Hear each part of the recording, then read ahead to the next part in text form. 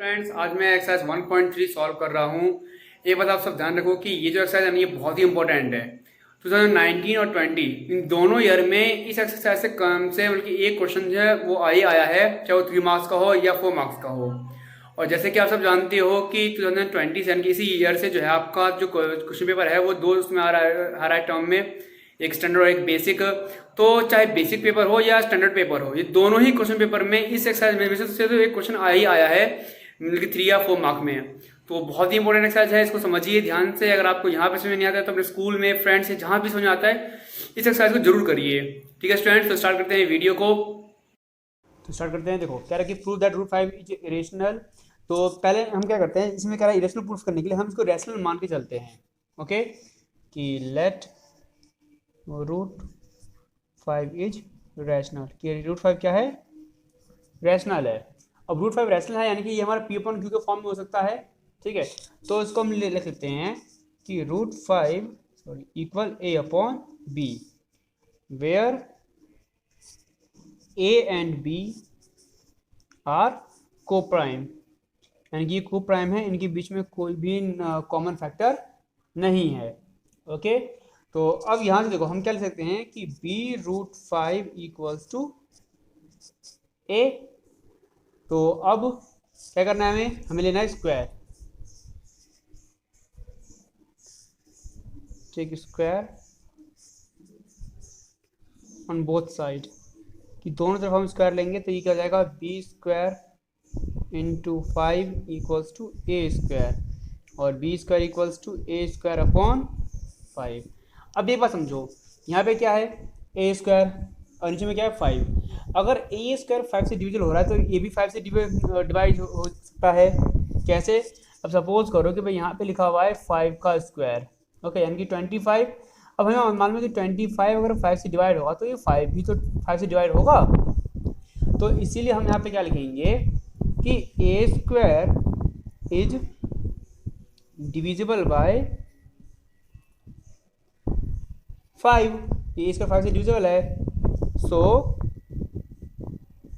A is also divisible by 5। तो यानी कि ए भी हमारा 5 से डिविजिबल होगा।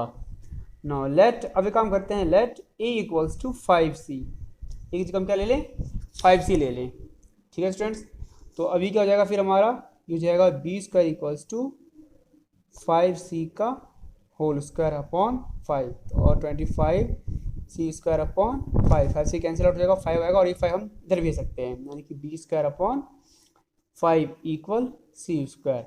अब जो स्टेटमेंट हमने यहाँ लिखा है वही स्टेटमेंट इस बी स्क्वायर के लिए भी हो जाएगा कि b square is divisible bye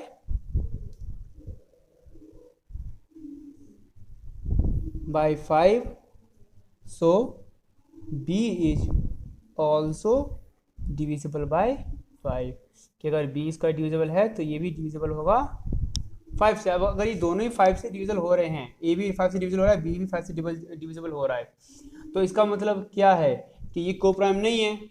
इसका मतलब जो हमारा जो हमने किया था जम्पशन, वो हमारा क्या है, गलत है। तो यानी कि हम यहाँ पे आप क्या लिखोगे कि therefore a and b have at least 5 as common factor, कि दोनों के पास 5 क्या है एज अ कॉमन फैक्टर। अब जब दोनों के पास 5 कॉमन फैक्टर है, और हमने एज्यूम क्या था कि ए और बी तो कोप्राइम नंबर है, कोई कॉमन फैक्टर नहीं है, इसका मतलब क्या है कि ये जो है, ये जो स्टेटमेंट है, ये क्या कर रहा है, ये कॉन्ट्रडिक्ट कर रहा है।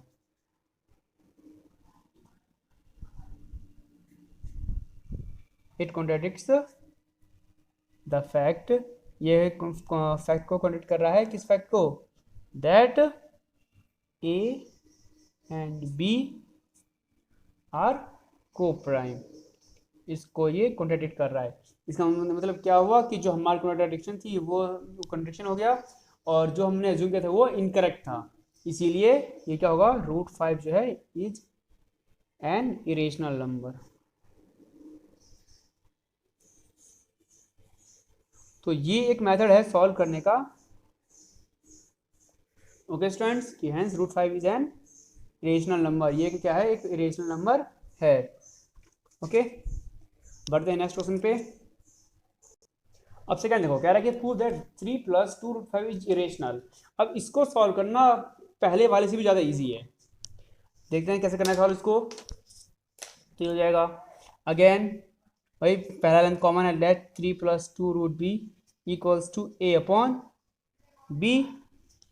इसको हम a अपॉन b लेते हैं, और वही वेयर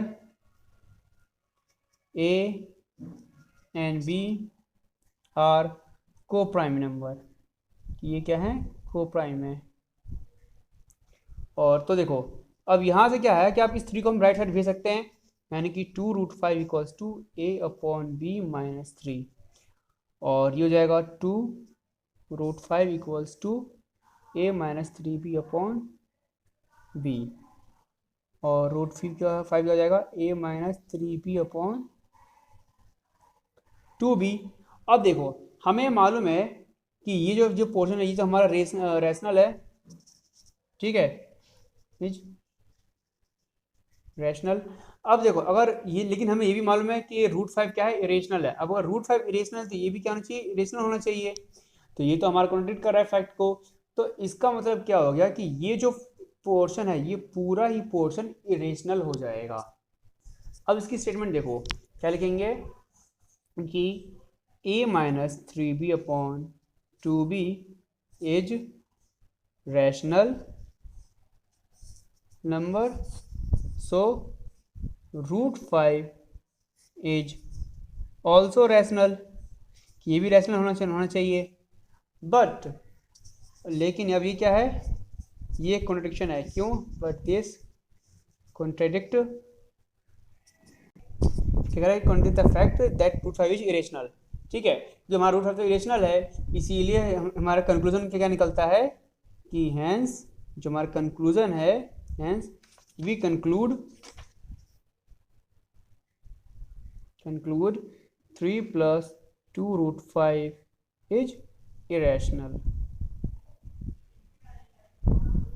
ओके स्टूडेंट्स।